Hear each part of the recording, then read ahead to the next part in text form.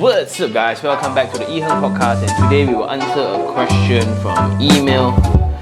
This is from Mr. K. Thank you for continuously sharing your knowledge on property and glad to see you doing well too. How I wish I got to know your channel much earlier, but I'm still learning a lot from you and looking forward to apply them in the near future. Anyway, hope to get your advice if you don't mind. Before that, just a quick intro about myself and my fiance. I'm 32 this year and I just bought a project around PJS3. About 500,000 with money installment about 2,000 and will probably VP early 2026. I bought this for own stay purposes and I'm currently employed with 6,000 monthly income. I have another property with money installment about 300 ringgit, which I'm renting out at 700 ringgit, and based on Property Guru, the market value is about 150,000. My fiance is 31. She's employed at 9,000 a month and she also bought a property at 380,000 money installment about 1,500 and going to VP in mid 2025. She plans to rent it out after some minor renovation, most probably by the makeover guys. Anyway, can say both of our jobs are quite stable and we managed to save up about 150,000. We plan to have a small wedding this year, nothing fancy, and we hope to have a dragon baby or snake baby, or if so lucky, both lah. Anyway, my fiance and I are inspired by you and we wish to own at least 3 properties each.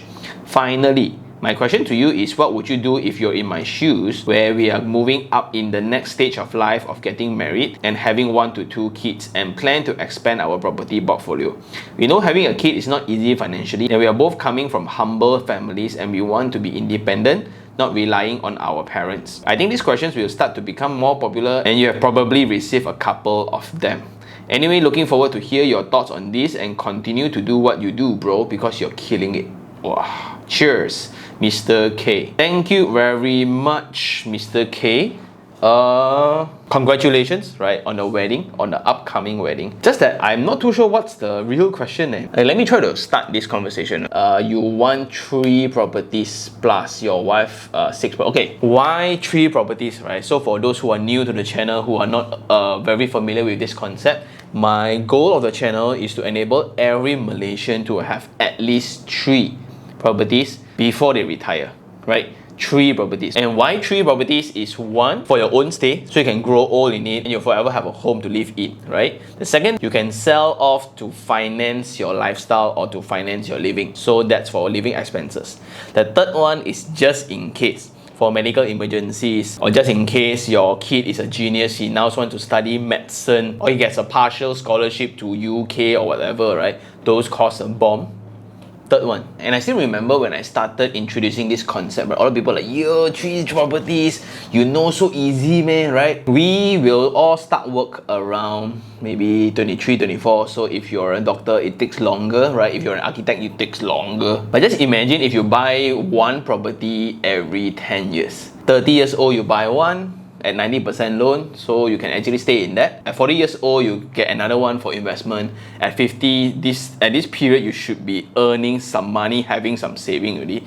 You buy another one, then you retire at 60 or 70. By doing so, right, you actually allow yourself to be in a position to start accumulating wealth, accumulating equity. And that's the whole concept. And the cool thing is, by 60, your first house will be most likely finished paid already. And by 30 years time, technically, if you follow the channel, your property would have worth way more, and you can use that outstanding to settle the outstanding amount for property 2 and property 3 if you want to. And the cool part is, if those are all rented out and it's generating positive cash flow, right? And this is the game where I played when I start buying and buying and buying.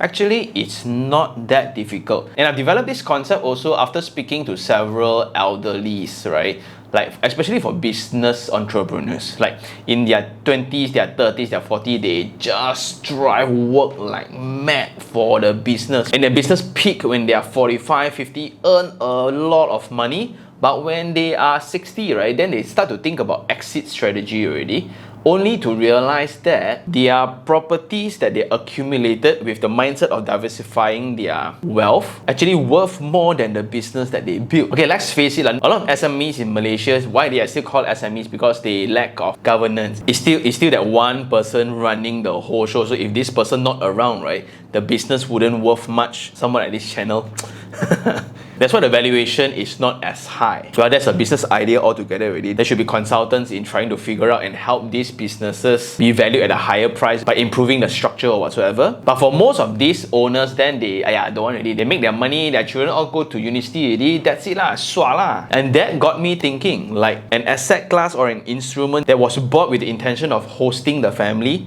and just diversifying their wealth, right? Worth more than the business itself. And I was inspired by that a lot. And with that also, I realized this concept because only several weeks ago, a very devastating news happened within the family. So one of the cousins of the family passed away at 50 years old. 50 years old, almost at its peak. That's very unfortunate. Then at the same time, when I was attending the funeral, there was another phone call regarding another relative who is in the ICU. So I made some posts about this, right?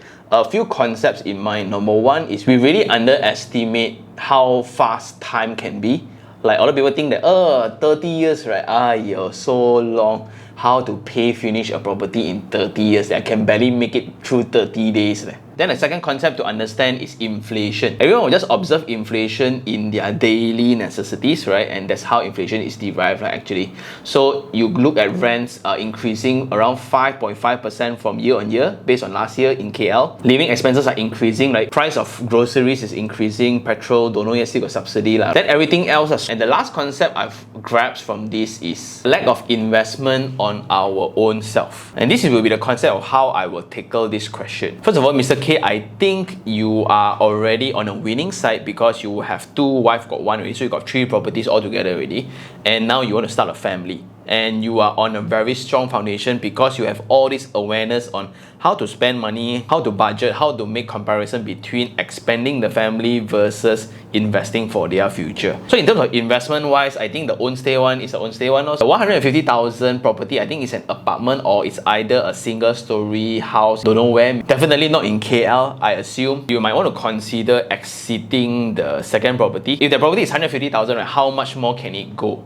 Because at 150,000, it actually takes up a 90% slot. And in this comparison, right, why you want to hold a 90% slot for a 150,000 property? You could have gone for, if your salary is 6,000, you could have gone for maybe another 500,000 property, right? So this one, maybe you want to consider exiting, but don't need to rush because at your wife's side, she got only 1 slot and her money installment is going to be 1,500. The thing to work on now will be settling this out and trying to break even between the rent and the installment as high as possible, but with makeover, guys, I don't think it's a problem. The good thing then, she has another slot of 90% loan, plus her salary is actually higher, so that will be actually workable. So now I would suggest you to go step by step. We go on a timeline basis. Next year, you'll get your wife's unit first, right? 380,000. Let's assume like is it a 2-bedroom or a 3-bedroom unit? Have a 30,000 to 40,000 budget on that because when you VP, right, there's a lot of fees you need to pay as well. Then you also got to check whether it's MOT included in the sales package that you buy before or not, because most of the time a lot of investors are actually caught off guard by MOT.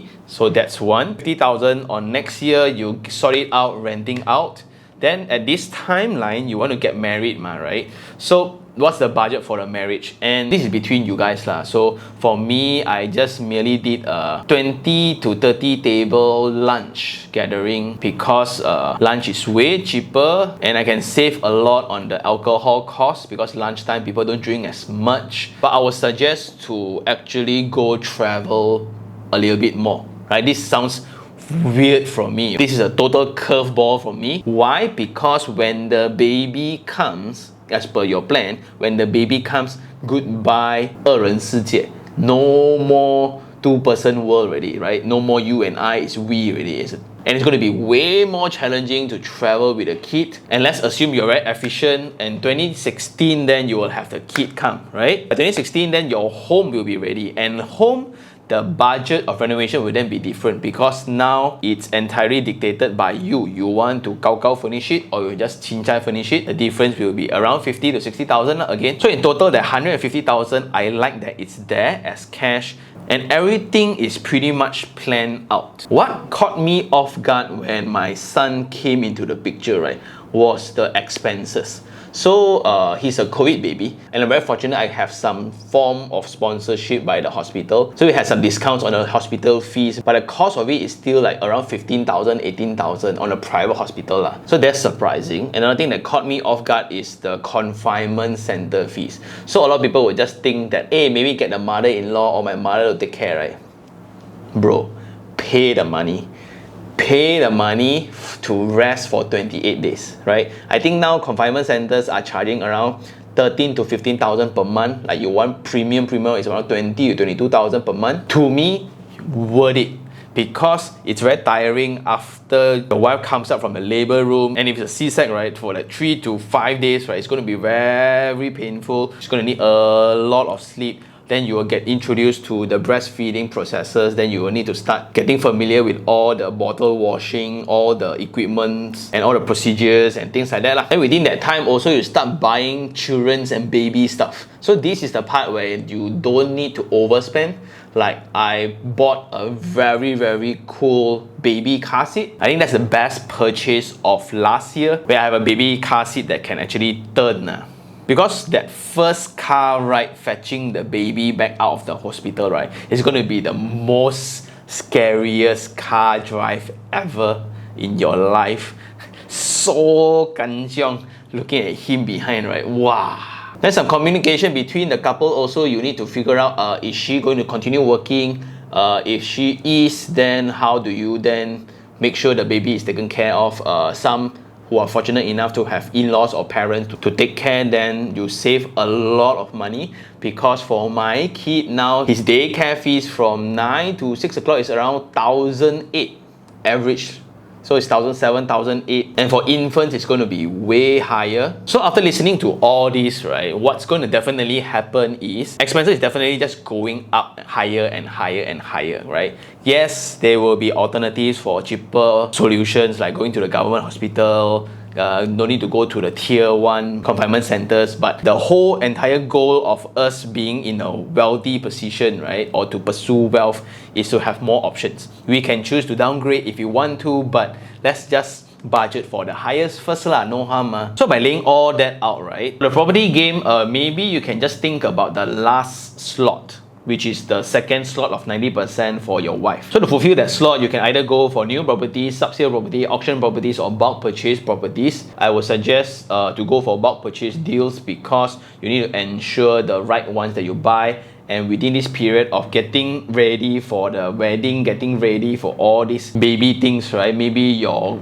thinking is cloudy. I will just pay somebody to do all the research for me, tell me what to buy. And that totally allows me to focus on my work. But it's entirely up to you how you want to buy. Meanwhile, start developing habits of investing in ourselves. Which means as a young father, I do encourage fathers to start taking care, solid care of your own health. Means go work out. Technically, you can just do whatever sports you want. But personally, I would encourage strength training. Go lift some weights. If you don't know how to, get a personal trainer. Since it's claimable from our income tax, right? Just do that. I think it's a very underrated investment. Then second thing, invest above our neckline, which is the head, right? So we need to invest in books, invest in knowledge. Like now the entire world is in chaos right now. You can see a lot of disruption here, left, right, center.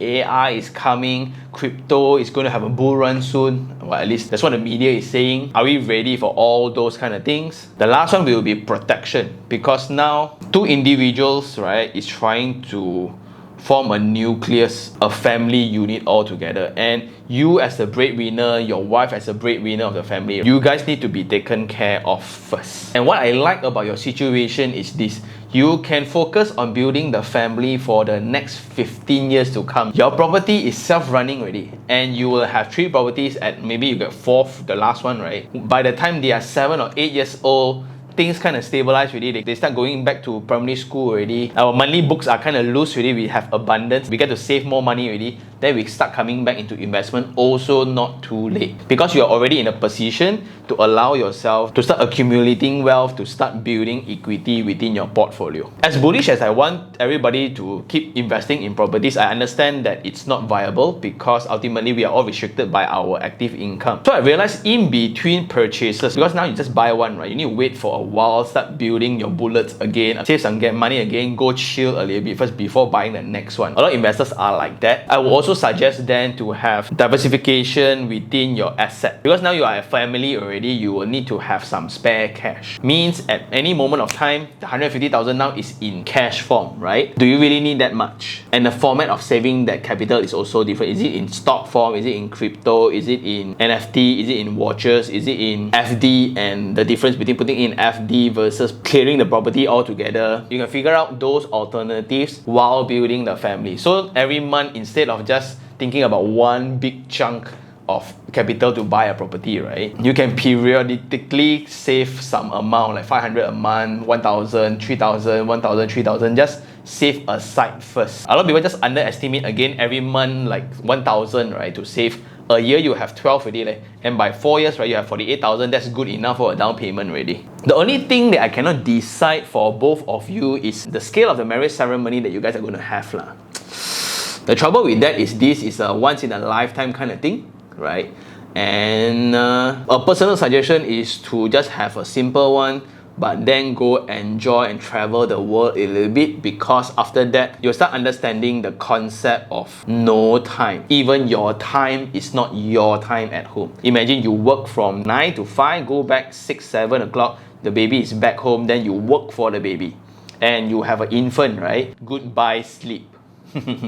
Goodbye sleep for at least a year. But overall, it's a very beautiful process. Personally, I enjoyed it a lot because I don't really sleep a lot anyway. For a person who wakes up at 3 o'clock to work, it's fine. It's around my timetable. And I guess that's all for this episode. Nothing much to talk about, but thanks for sharing your story. This is also because you have set the foundation right. You guys got one each, you have two, and that's solid. That's already more than what an average Malaysians would have. So my advice would just to be complementing that investment portfolio with more investment on the family unit, more investment on yourself, and the knowledge to come to ensure that we are still relevant for the next 30 years to come. Invest in fitness, invest in knowledge so we are always relevant, invest in protection just in case anything happens. Then for the property portfolio wise, maybe just focus on your wife's second 90% slot first, then call it a day, build the family for 3 years, 5 years, then you can always come back and revisit, because by that time you will have several portfolios that are running already.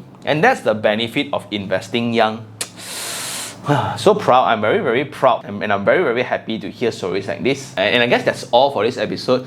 For those who like, what did Sean just talk about? I also don't know, right? I just personally share my own experience of being a father. I think nobody actually talks about this that much. It definitely adds a lot of new perspective to life, a lot of new expenses to life. I wish you guys the best. Thank you very much for asking the question. And for those who still have any questions regarding real estate, to just email me at taniherng@gmail.com, or you can just DM me on Instagram iherng. But now the questions are getting more or beyond real estate already. I'll try my best from a personal perspective. Anyway, okay, thanks, bye. When love